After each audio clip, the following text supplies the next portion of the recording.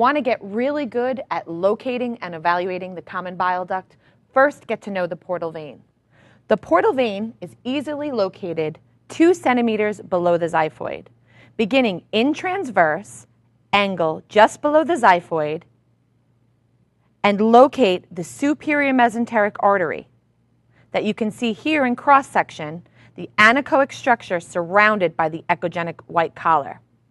Just anterior to that, the comma-shaped structure that you see is the portal splenic confluence. When you locate this structure, you can easily rotate clockwise to an 11 o'clock position, elongating the portal venous segment, and once you've done that, you're able to appreciate the porta hepatis.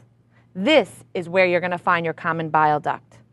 So now if I zoom just a little bit in this area with a careful sweeping back and forth, I'm able to appreciate the common bile duct as it's coming out of the liver and traveling towards its entrance in the pancreatic head region. Also remember, if you're struggling to tell the difference between the common bile duct and the hepatic artery, color can always help. Now let's look at a patient with a more generous body habitus.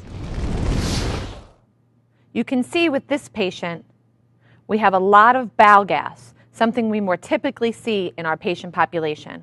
What you can do, again, is in transverse, angle down until you can locate that comma-shaped structure, the portal splenic confluence, and asking the patient to slowly push their abdomen out like a ball will displace the gas and once again allow you to elongate that portal venous segment and appreciate the area where the common bile duct is coming out of the liver and coursing towards the pancreatic head.